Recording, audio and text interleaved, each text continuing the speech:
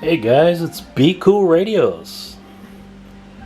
Hey, today we got kind of a rare radio that really seems to be everybody's dream. This is the infamous Midland 78-999. Yeah, we kind of call it the 999er. Sideband radio. This was built in the 80s. And this was Midland's version of their deluxe radio. What do you think? They use some very good materials in their builds.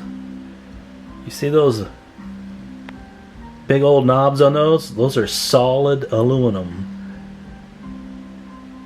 Yeah.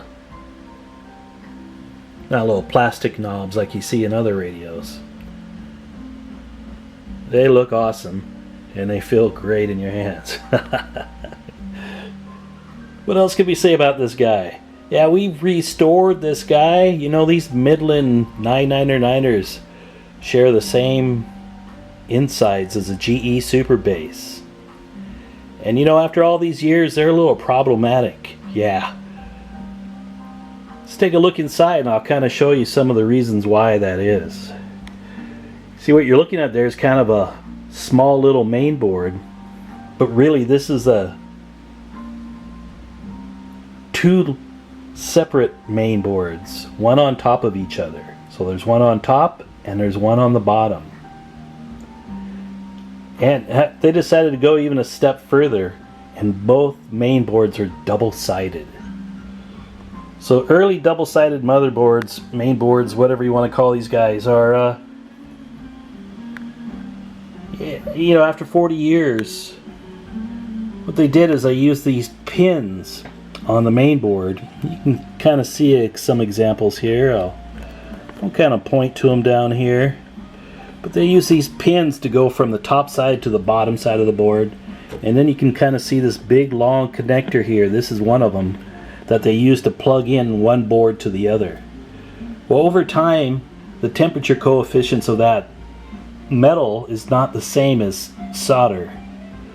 So every time it heats up, cools down, heats up, cools down, you get micro stresses on those solder joints. And yeah, they become really problematic after all these times. So a lot of times what you'll see with these Midland 999ers or in these GE Super Basses, yeah, they'll work 1 minute and not the next, or they'll do this and not that. Yeah, really intermittent problems. So you have to take the whole thing apart, remove both boards, and reflow all those connections. Another problem you'll probably heard about is some of these capacitors. See this C297 here, the main filter cap for the board? Yeah, the new caps are a little smaller than the original, as indicated by that circle. But they'll use glue on these caps, and sometimes when you remove this cap, especially this one, it lifts those traces right underneath it, and on the back side. You can't really see them from here. So you have to be really careful on what you're doing on these guys. As you can see, this is not a Unidone board. This is a Cybernetics mainboard. Cybernetics use the PLL02A. Yeah, there's nothing really wrong with these radios. They do have this funky VCO that's encapsulated here, and they tend to go out sometimes, but really it's the pin mods that have to be done on these to make sure that the connections are all good. We've gone through and replaced the capacitors and the audio, the power supply, that main filter cap. No, we didn't replace them all. I don't like replacing all caps. It's just, BCool says, too much heat, too much damage. Yeah, if I hear somebody recapped a radio, I tend to stay away from them. Why did it need to be recapped? Anyway, that's BCool. That's how I am with my caps. But we did go through this board, top and bottom on both sides, reflowed all those pins, And somebody had tried to mod this at one time, and then another fellow, it looks like they tried to unmod it. Well, usually what you get then is a radio that's kind of a little messed up. So I really had to go through this guy and take some of those mods out. Get it back to stock.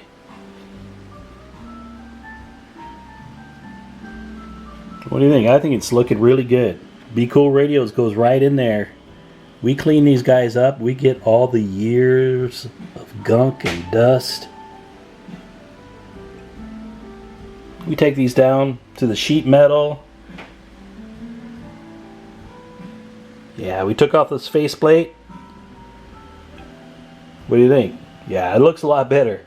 I'll show some of the as found condition slides on the end of this video.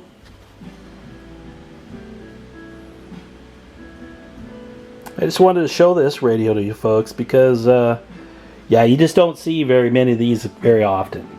And it really takes a special knack to tune them up. You know, I do have the tune-up manual over here for this guy, Photofax number 267. But there's some tricks in here that they don't really talk to you about. Like these dual cans. There's dual cans on the top and bottom. Really, one's for channel the lows and the highs. And same thing here, you got to split the difference. And if you want these things to be, you know, as good as they can be, you just need a little experience tuning them up. Not the easiest radio to tune up for sure.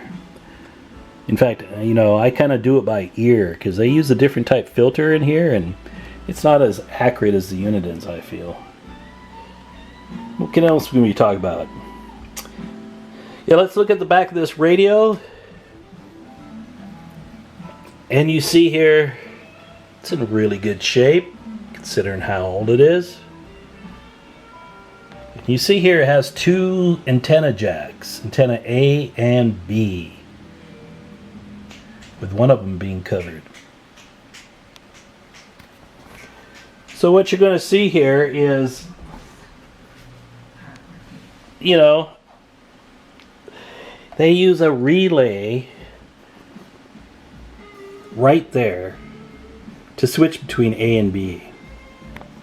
It's an old school relay that's soldered right to that board. And it's connected up to this front switch right here. And you see antenna A and antenna B. Well folks, BCool Radios is going to tell you,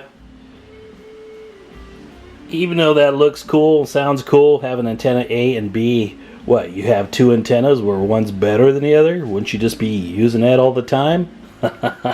Well, aside from the comical part, really, what I see happening on these is A, you turn it on the radio and you have the position in the wrong thing, you key it up, and you take out your finals. Yeah, that's never good. Or the other thing that's more common with these guys, because they're so old, is this relay will start acting up and become intermittent, causing high SWR, and it creeps in and you don't even know it. Next thing you know, you're keying up your radio, it blows up the finals. And for what? So you can have an A-B switch? No. So what BCool Radios recommends, and a little wordy there, but for sure, is to disable that A-B switch and just have one input and one output, right? Keep it simple, stupid. Isn't that what they say? So what I've done here is I've disabled this guy. It's still wired up in case you really wanted to, the backside. But I've taken this A-B switch now and used it for the high band. So this guy will go up normal 40 and the upper 40. Yeah, we don't like to drill any holes, or these guys have some awesome switches on them. You don't really want to take these switches off and mess with them up. And you can kind of see here, see the lights are switching.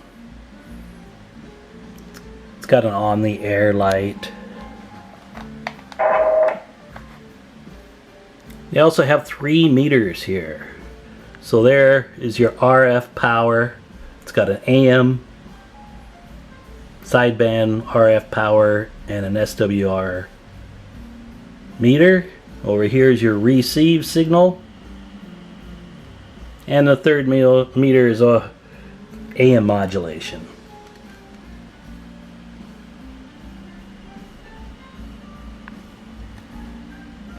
And like I said, these Midland 999ers, they're kind of rare. They were so expensive when they came out. Most CBers, you know, they weren't rich guys. That's why they were CBers. They weren't ham guys. We just couldn't afford these radios. So not many of them were sold. And you can see why. They didn't chimp out on the hardware. Yeah, it cost a pretty penny to build this radio. They used this real nice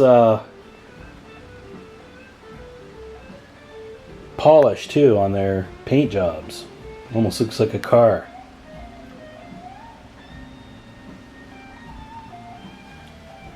Alright guys, well this video is getting to be about 10 minutes, maybe a little longer. So, you know, I do this to show you guys that you can do this too, right? Working on radios is fun. It's a hobby. It's what we like to do. And I'm always willing to share my expertise with you guys. So if you want to see more of these videos, please subscribe to my channel. Yeah, I'm trying to get up to 1,000 subscribers.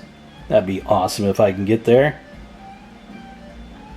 So yeah, give us a subscribe, and we'll try to do more of these videos. I got some more Frankenstein radios coming up and some other really cool one-of-a-kinds.